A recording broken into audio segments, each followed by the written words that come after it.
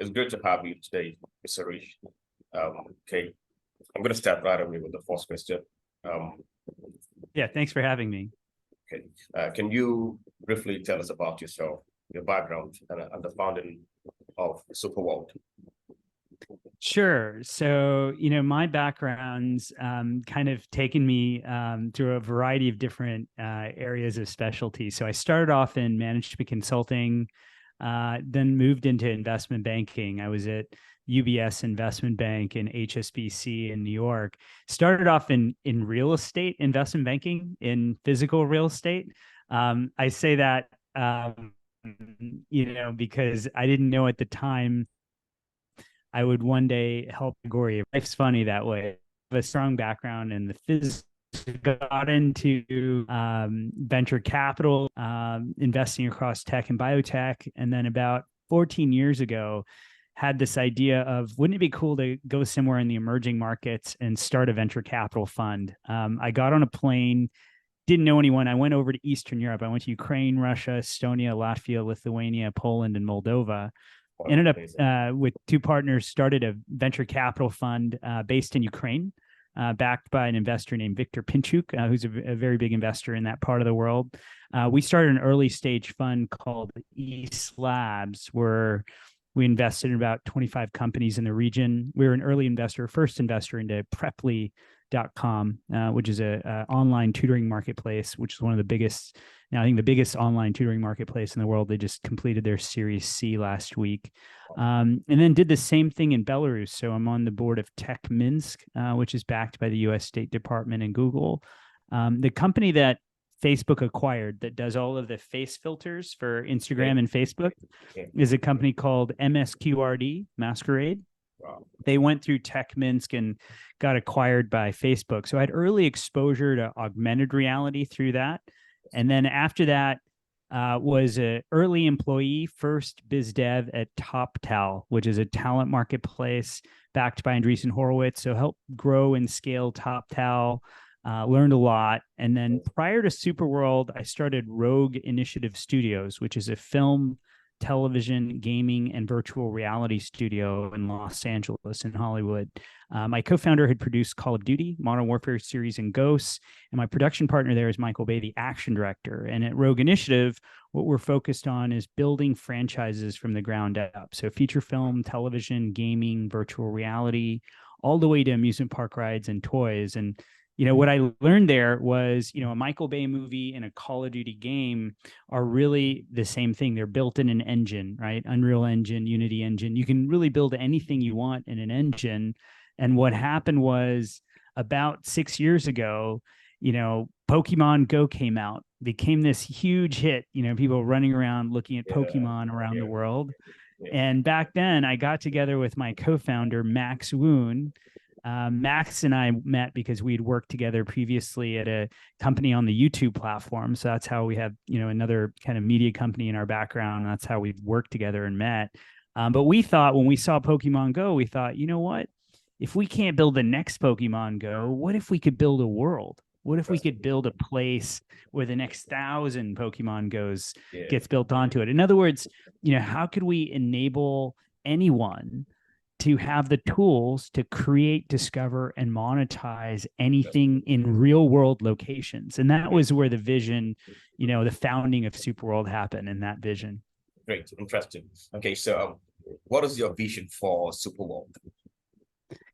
Yeah, so with Superworld, the origin stories, as I mentioned, really kind of were inspired by what we saw Pokemon Go do, and the company Niantic has continue to do tremendously well and really innovate in the space. And we thought, the opportunity to enable users to create, discover, and monetize content in real world locations was very interesting. If we could give people the tools, to create anything anywhere, to discover anything from anywhere, and to monetize in all different ways. And so that was kind of the vision of Superworld. The way I describe it is I use three analogies.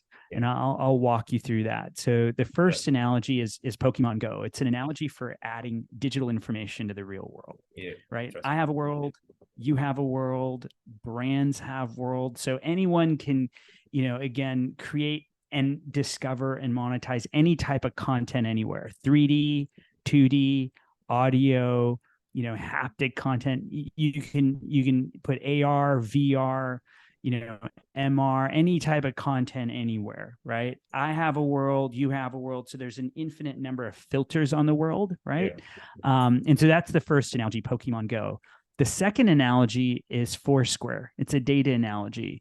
So on the data side, our vision is that we want to build what I call live to earn, which is how can we, bring tokenization into your real life?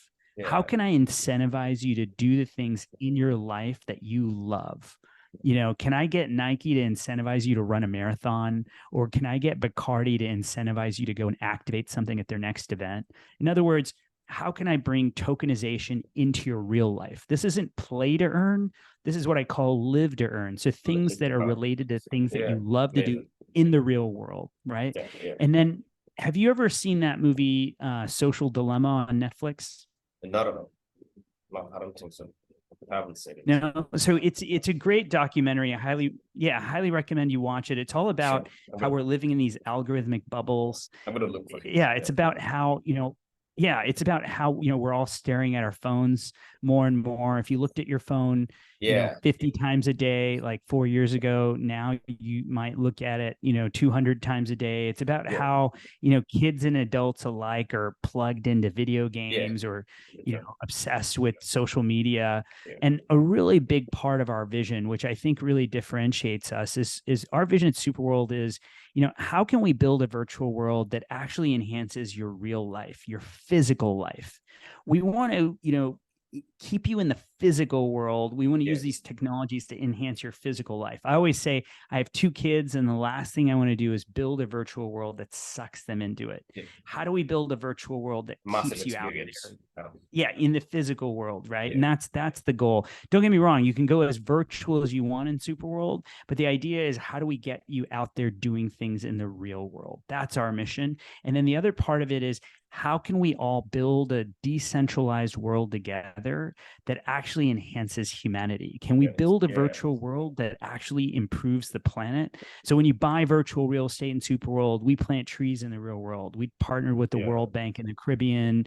We had tribes in the Amazon jungle create digital art in the Amazon so people could learn about deforestation that's happening in the Amazon jungle. So the idea is, can we build a virtual world with the goal of really solving these, SDG problems and issues and to be able to kind of, work together to do something very positive? That's our mission. And then the third analogy, that explains, the real estate part of what we do, is that analogy is monopoly. So what we've done is we've divided the surface of the earth into 64 billion virtual plots of land, 100 meter by 100 meter, 0.01, 0.01 longitude, latitude. And so you can buy any location in the world as a digital asset. And when you buy those locations, again, you're a stakeholder there. You can activate monetization from your actions. You can digital commerce, e-commerce, advertising, gaming, DeFi. So you can create, discover, and monetize and activate ways to monetize in all those locations. And also you can, activate monetization from other activity that's also happening there in those locations. So that's kind of the part of that third analogy of what we're doing with the virtual real estate in Superworld. And again, the overriding mission is, how can we enhance your real life and build a better world, improve the world with Superworld collectively? And we can all be part of it as stakeholders in Superworld. Interesting. Speaking of virtual reality, what is a virtual real estate? What is that? So virtual real estate in Superworld is, as I explained in the third analogy, what we've done is we've divided the surface of the earth into 64 billion virtual plots of land, 100 meter by 100 meter, 0.01, 0.01 longitude, latitude, covering Earth. And so again, each one of those is a digital asset. It's on Polygon, currently priced at about 100 Matic each, which at current prices, summer of 2023 is around $70, I think, right now. So it's about $70 for almost a city block of virtual real estate. Yeah. And when you buy those blocks, as I mentioned, you can activate monetization from advertising, e-commerce, digital commerce, data analytics, gaming, DeFi in those locations, and you can become a stakeholder in Superworld at those locations. And so that's how we define it. I think virtual real estate in general is a pretty nebulous term, right? It can mean different things. But in Superworld, the real essence of this is it's in real world locations. It's in places you care about. It's in places maybe you have a business, places you want to go on vacation, places in the world you love. Interesting stuff. Mr. Hrish, I'd like to understand how virtual real estate and physical real estate connect, because from what you've described, these two different words. So, and then you've got, it's not entirely different after all. In a virtual real estate or in a virtual environment, you kind of reciprocating what you would normally do, okay, in the physical realm. So how do they connect? Sure. So virtual real estate covers Earth. So, we have a virtual layer on top of the real world, right? And within that layer, there's an infinite number of filters. So anyone, can create a world. I have a world, you have a world. Brands can create worlds. And so this content, whether it's 3D, 2D, audio, any type of content, can be placed in real world locations. And, one of the beauties of this is, when we talk to many of our customers and we ask them, our customers are called super citizens, and they own virtual real estate. And when we talk to them, and we ask them, why did you buy, this city, or, New York City or London or Paris, or, whatever city in the world that they bought virtual real estate. One of the things that we understand is a reason a lot of people buy virtual real estate is they actually own physical real estate in those locations, right? They own a residence, or they own a store, or they own a mall, or they own some kind of commercial real estate, some kind of physical property. And when we talk to them about what they want to do in Superworld, many of those customers, so super citizens, tell us they want to build digital twins. So they want to enable, the visualization of their physical real estate. So they want to build, a way for customers to see and maybe, rent or buy the physical real estate they have. They want to create a way for, their potential customers to see their store, or to walk into their store and experience their store in a way that's virtual and that enables their customers, regardless of where they are in the world, to really experience their products, to maybe purchase products. If they own a gallery, to see the artwork that they have in there. And so what we've enabled at Superworld is for our customers, whether they own virtual real estate or not, if they have physical real estate in real world locations, they can come to Superworld and build digital twins. And those digital twins enable those customers to, their customers to click and see those properties. And so it connects physical and virtual. Yeah. Interesting. So this is really interesting, Mr. Hrish.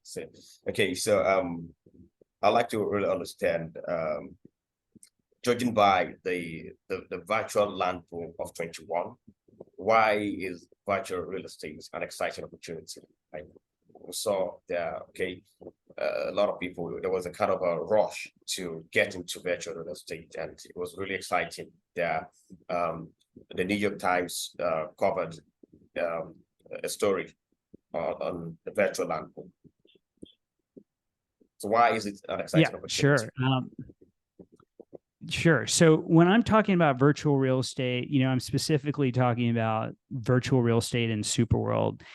And, I think the reason that it's a very exciting opportunity is because virtual real estate in Superworld covers real world locations. And so it enables you to, again, become a stakeholder in places in the world that you love. Ultimately, Superworld's a community, right? It's a community of people that want to use these technologies, immersive tech, Web3, AI, to enhance their life, maybe to market themselves, their business, to work together to build a better world, to use this technology to do things that they're, excited about, in ways that they can work together in communities all over the world. And so virtual real estate enables them to own those locations that they care about and become a stakeholder in those locations. And so, I think one way to think about it is we think about media assets, right? And I think that's how I think about virtual real estate. It's like owning a geospatial media asset covering the surface of the earth. And my co-founder and I both, I mentioned, work together on the YouTube platform. And, a YouTube video is a media asset, right? And so, when you think of virtual real estate, the best way I'd kind of put that opportunity, it's like owning a geospatial media asset that covers the earth that you can benefit from, that other people can add to and benefit from, and essentially enables you to, again, have this kind of connection to a real world location, whether it's for digital commerce, e-commerce, advertising, decentralized finance. There's just a lot of different use cases that are evolving as, spatial computing evolves, as generative AI evolves, as Web3 evolves. I think there's going to be a tremendous opportunity from what we're building at Superworld. Yeah, interesting. Yeah, so for starters out there, we might be wondering what virtual real estate is all about. It might seem a little bit remote. Okay, so I would like you to understand, to explain the technology the virtual real estate is built upon. Sure. So at Superworld, what we've done is we've built a virtual real estate platform covering Earth. As I mentioned, we're built on Polygon, which is a layer 2 protocol. It's practically gasless, so it's very low gas fees, very fast transaction speeds. But the idea is, we're building on technologies like Mapbox, Google Maps. We're built on Apple ARKit, Google's AR Core. We're also built on Lightship ARDK, which is from Niantic. We can build on Oculus. The type of content that you can add into Superworld is 3D, 2D audio. So you're talking about MP4 files, JPEGs, GLB files, which are 3D files. And the point of that is you can create any type of experience because the technologies that we built on are cross-platform. You can literally build almost anything. The opportunities are limitless. Kind of how I started the story of telling you that when you build in an engine, anything is possible. And that's what we're enabling on the virtual real estate, is this cross-platform utilization of technologies that's very agnostic. So as we continue to build and as we continue to add integrations here, we want to give you the possibilities to create and monetize and discover all kinds of content around the world. So we're, again, integrated with NFTs, digital assets, but you can also create just AR content in any location, so 3D content viewable from anywhere. Yeah, amazing. Okay, so I basically see a slew of technologies working hand in hand here. So how does virtual real estate intersect with other emerging technologies in Superworld? How do you combine both to have a unique product? Yeah. So, again, I think our vision has been very agnostic on the tech side. So, we've, kind of brought together a variety of different technologies. I think ultimately, our goal is, there's an infinite number of filters on the world that can be created, right? We've launched more recently a partnership with Sports Illustrated where we've added 250,000 events onto the platform.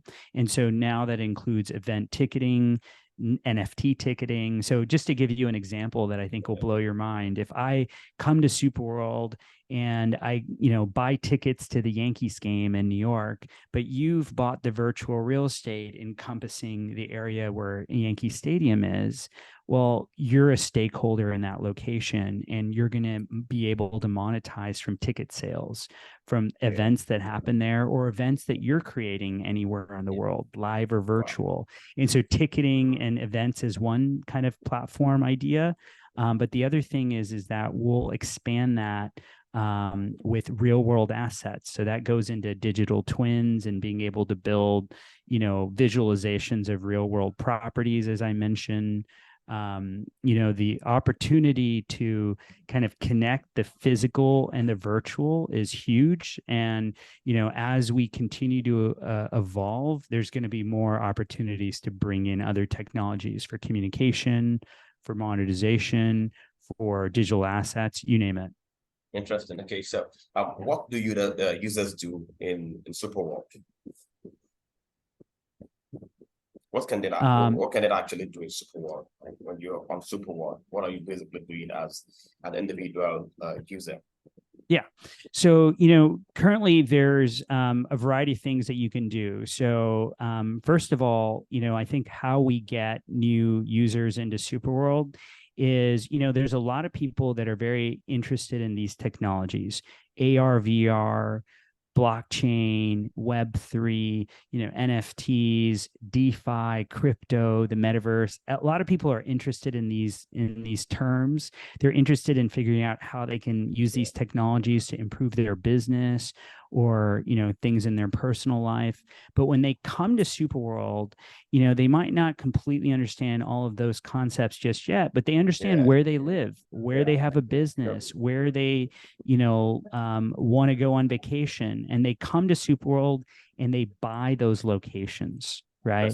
And now they become a stakeholder in the locations. And guess what? The next thing they want to do is they want to create NFTs. They ask me, how do we create NFTs? How do we get into AR, VR? How do we add AR, VR to market our business? How do they, get into DeFi? And so that's what we've been building is ways, things for our users to do. So the first thing you can do as a user is you can add content anywhere in real world locations. 3D content, 2D content, photos, videos, GLB files, AR content, VR content, digital twins. So again, the opportunity to add any content anywhere and to visualize that content from anywhere. So I could be in, New York City and I could look at a digital twin that's located in Miami and zoom in on that in a 3D environment or pull it up in augmented reality in mobile AR on my phone. The second thing that we're enabling is ticketing and live and virtual event creation and ticketing sales. So a live event, you can place that live event wherever the event is in the real world, and you can sell tickets in Superworld for that event, NFT ticketing or traditional ticketing. And then you can also, as your attendees go to that event, they could leave content at that live location that people can view from anywhere in the world. 360 photos, 360 videos, traditional photo or video, GLB files. And so you can bring events and content creation, user-generated content together. I could sell an NFT at an event I go to that, you're throwing.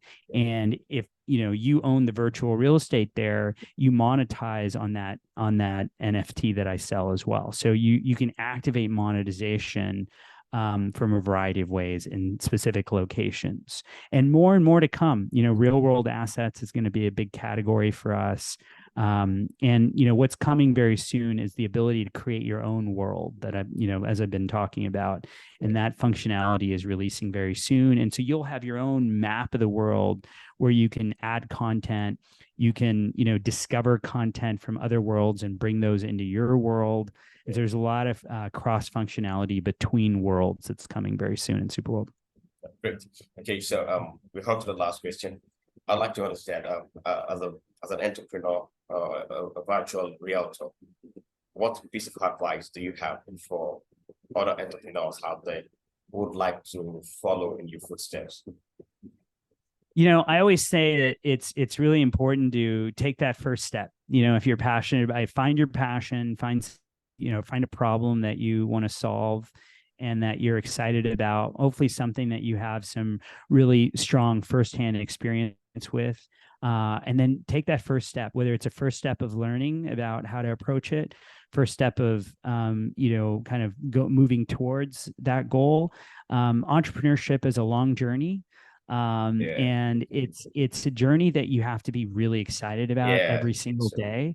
And so, first and foremost is figure out what your why is, figure out like what really gets you excited and motivated about something. And then every day, remember what that is, that why, and keep going towards it. That's the goal. I think it's a real, journey, and it's something that you should really enjoy every step of the way. So that's my best advice. Yeah, thank you, Mr. Hrish.